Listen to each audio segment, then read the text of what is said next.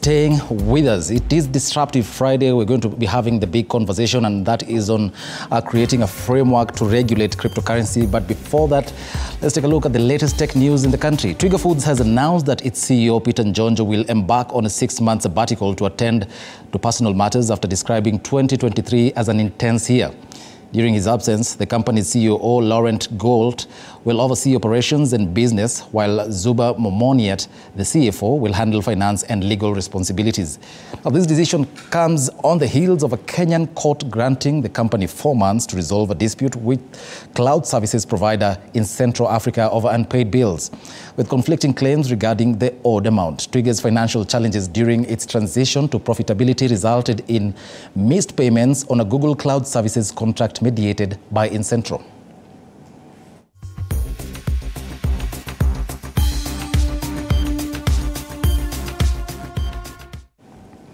Now, e-commerce giant Jumia has announced plans to close its food delivery business across all 7 African markets, including Kenya, by the end of the month due to unfavorable conditions. The company stated that employees from the food delivery venture will transition to the durable consumer goods business, despite accounting for 11% of its gross merchandise value, or GMV, during the 9 months ending September 2023. The food delivery segment has never been profitable. Jumia's withdrawal coincides with increased competition in Kenya food delivery space, with other players like Glovo, Uber Eats and Dial a Delivery intensifying the market dynamics.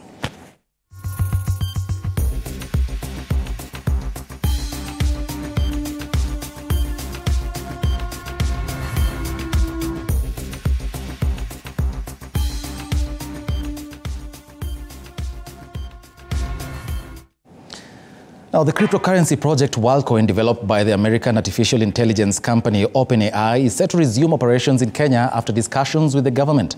Following a suspension on August 2nd due to data security concerns, reliable sources within government circles suggest an agreement has been reached, allowing the American-based firm to resume operations under new guidelines. WorldCoin CEO Alex Blania emphasized the company's focus on verifying individuals' humanity and uniquely categorizing them during an appearance before the National Assembly Ad Hoc Committee of Inquiry into the firm's activities in the country.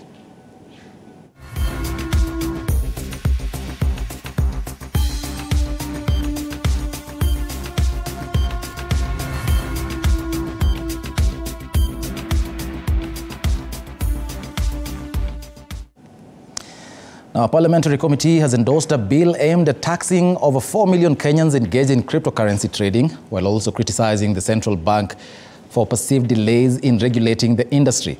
The National Assembly's Finance and National Planning Committee has given its approval for the publication of the Capital Markets Amendment Bill 2023, which was introduced by Mosop MP Abraham Kirwa. The development signifies that the bill will progress to the second reading, where members of parliament will engage in debates and propose amendments. If it successfully passes the stage, it will move on to the third reading before being forwarded to the president for assent, provided it gains approval from the House. Now, let's have an overview of some of the amendments, the interesting ones. 30AB, Section 30AB of the bill proposes that a person who intends to introduce a new cryptocurrency product shall apply to the authority in the prescribed form for a license. Now, a person who applies for a license under subsection 1 shall satisfy the authority that the new cryptocurrency product was subjected to a product development period of not less than 2 years, and B, the product was subjected to a product test on a customer base of not less than 10,000 customers.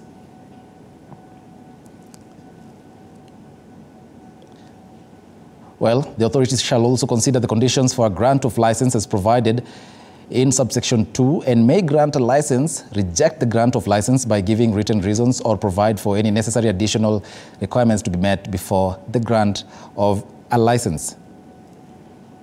Now, here's where it gets exciting, or rather interesting, for users of cryptocurrency.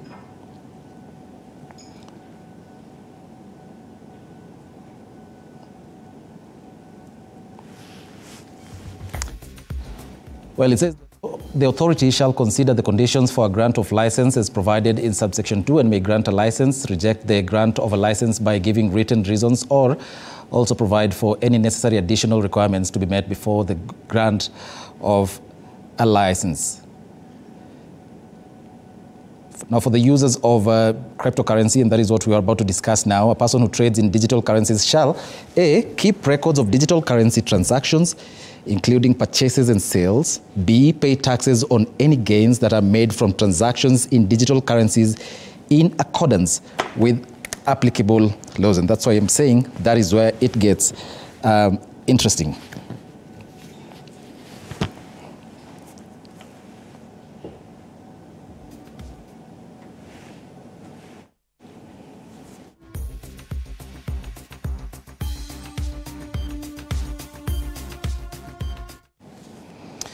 And to help me dissect that, I have with me Anthony Mburu, who's a cryptocurrency expert. Thank you so much for coming. Thank you. Thank you for having me. First of all, first question will be, paint us a picture of how the government can probably achieve this. Probably what you're looking at is, of course, when you talk about cryptocurrencies, you say this time and again, this is a new disruptive ecosystem that is from day one seeking to challenge the traditional laws of finance and ecosystems that have been in existence. And the only reason, or the basic reason, the number one reason that this particular world was created is to decentralize trade and finance, or how we approach value as we trade in the marketplace. So for me, I think the government, number one, could only be working with the centralized exchanges or ecosystems. That way you can be able to track data and you can be able to regulate as per se. But the real assets themselves, because these are exchanges that have listed these cryptocurrencies, and it will take the willingness of the users declaring their participation, or just them reporting their participation or activity in trading these currencies. Because, for instance, as we speak, I think we currently have over 600 centralized exchanges. So, but to most users, I know everybody knows of Binance, maybe Coinbase, and a couple of them. So, what if somebody chooses to completely, because for a start, you may be looking for me over here and I'm busy dodging you, because there are 1,000 ways to trade on the same markets. A global market is one ecosystem, but regulation could only apply for the centralized ecosystems. Yeah. Well, cryptocurrencies afford users a degree of anonymity, and you know, they can have privacy. They offer privacy to users. Are you saying there's a way governments around the world, not just Kenya, governments can go around that and and probably have that tax base taxed? No. The ecosystems under which these currencies are anchored are decentralized. They are on their own particular blockchains. But where they are traded, the exchanges themselves, and there are those that are centralized and those that are decentralized. Only for the centralized exchanges can you keep data and transactions of the activities in a particular account. Because when a user is registering on the account, of course, the exchange will do a KYC on the client. So based on that, they can be able to track. But tracking transactions that are happening on these ecosystems where the tokens are traded without these exchanges, I don't know, is next to impossible, I think. But the fact that the government is having this discussion, we know it is the right way to think when you think from a layman perspective. But in terms of executing those thoughts, I don't know. We could be there, we could not be there. We could be borrowing from the first worlds and see what they've been able to achieve. So people out there, what they've been doing, they've been working, I think, with the regulated, centralized exchanges where people trade these currencies, and people are able to keep track or records of transactions that they've done. And then where applicable, most of the times you'll be paying what you call capital gain tax, not income tax, because it's very hard to tell when trading with these assets where the profit is and where the loss is, because we are looking at a long-term view here. I don't know. Okay, well, Kenya's parliament had asked experts like you, especially the Blockchain Association of Kenya, to come up with the first draft of what would have become the crypto bill. But now MPs are proposing amendments to the Capital Markets Amendment Bill. Aren't both going to do the same thing, probably provide the same regulatory framework? I've looked at the proposal, and I think it's in the early stages of even defining what is this exactly that we are trying to tax, because government issues legal tender in form of the fiat currencies that we know. But when it comes to the word cryptocurrencies and talking about blockchain, it is nowhere provided for in the law to be, we've said this time and again, it's unregulated. It is not illegal, but it's unregulated. So they're trying to incorporate these terminologies and say, when that bill says that we are in charge of controlling and regulating and creating legal frameworks of how we transact with these securities, does the word securities also include not only what we call shares and stocks and how we trade in the traditional markets? Does it also include cryptocurrencies or digital assets and all that? So in the early stage, it's like a preamble to understanding this all of cryptocurrencies, which is okay in my view, but will require a lot of participation both from the private sector, people that are involved in this industry, the government, and that particular organization or committee that was tasked with that. But I don't know. I have read the proposal. It is still too basic in my view, and cannot really capture the full aspect of what trading in cryptocurrencies looks like. Okay. Yeah. And in their proposals, and the reason why the MPs are saying they're taking charge is because there have been concerns that the Central Bank of Kenya has failed to provide a regulatory framework for this. It has failed to regulate cryptocurrency. In your view, from where you sit, why do you think it's hard for the Central Bank of Kenya to regulate the industry?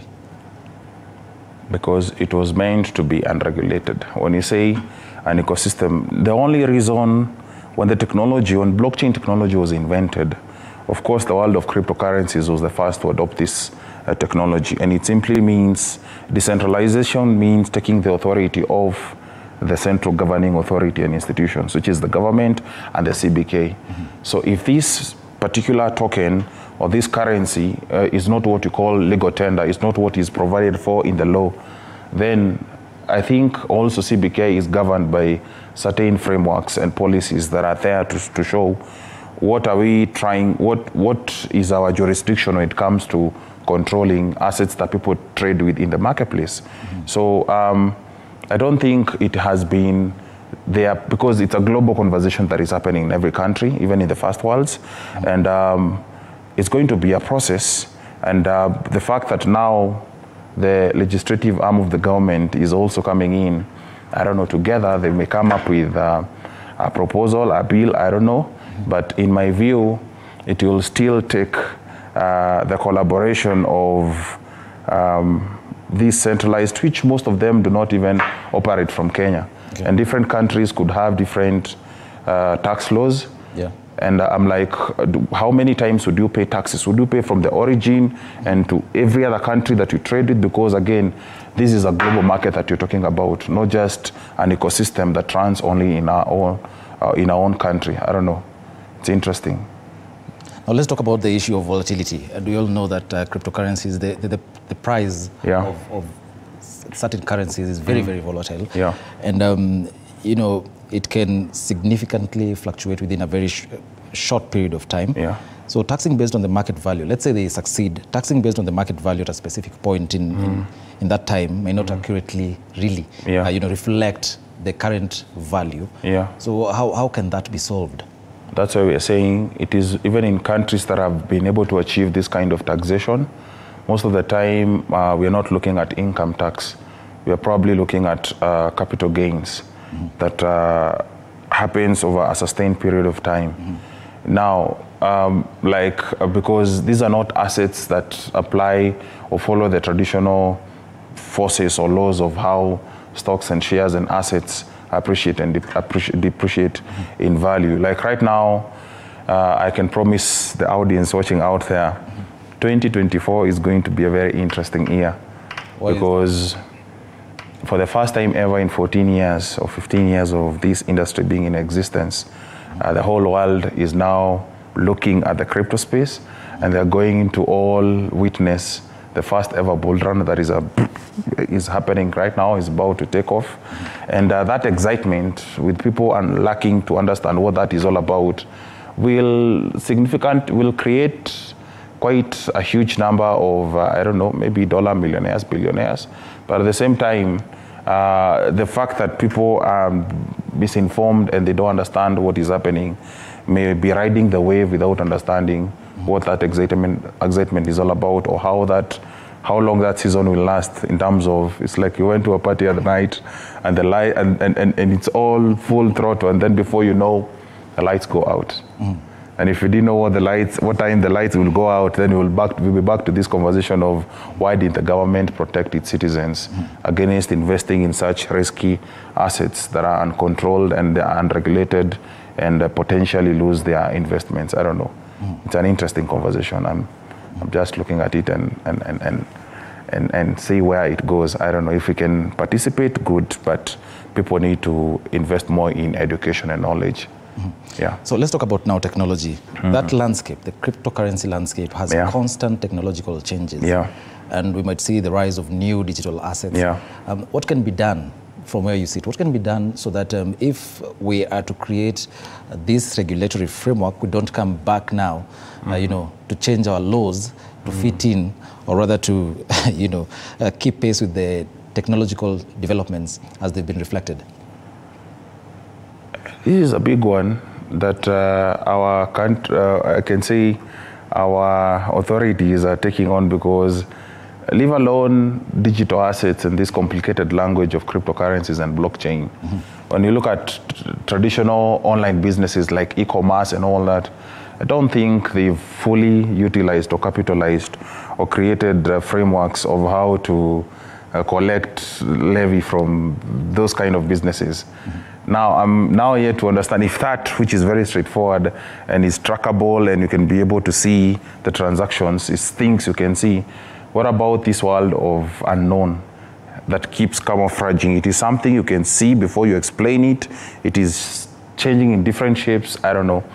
So, I don't know. We will just keep adopting with the technology as it comes, because every year you will hear a very big word. Maybe last year would have been metaverse, and this year is NFTs, and next year, I don't know, is Decentra what, and next year is, I don't know, AI, crypto blocks, I don't know. So I am waiting to see, because it's been 14 years in the making. Nothing much has been done in most countries, but probably they can, to keep up with the world, you can basically borrow a lot from those that have already begun this conversation prior to this, and just create some framework, because at the end of the day, I believe it's the work of the government to try and protect its citizens towards any kind of, I don't know, it's the business, it's their duty to protect and to govern and to create jurisdictions and guidelines on how people should transact and do business. But when it comes to this, the creator of this same economy, his only philosophy was one.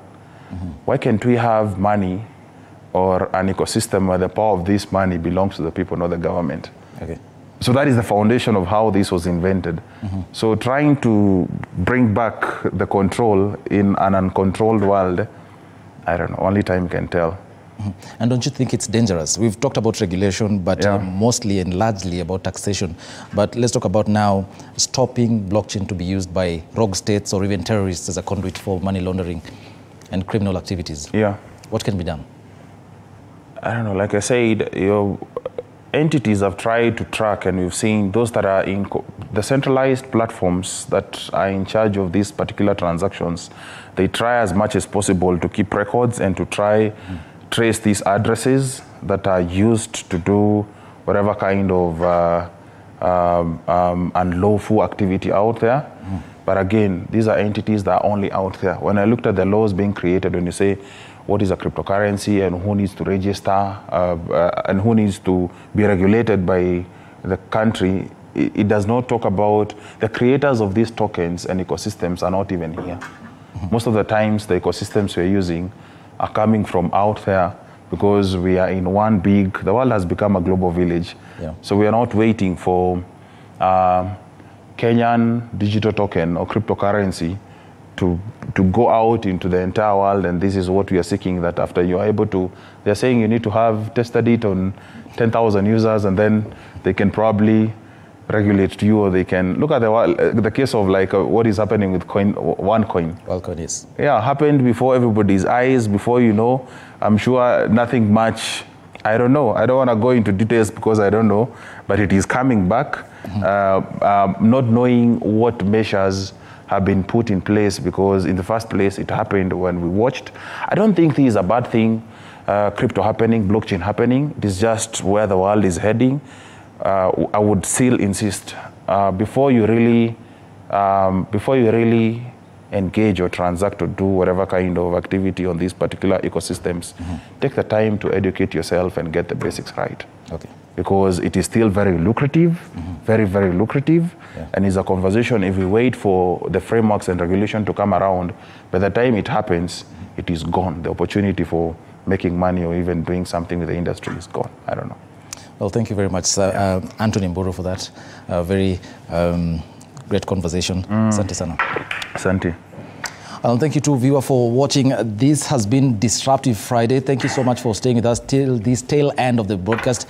My name is Eric Munene, and of course I wasn't alone. I had Linda Alela with me, and our sign language interpreter, Catherine Simaloi, was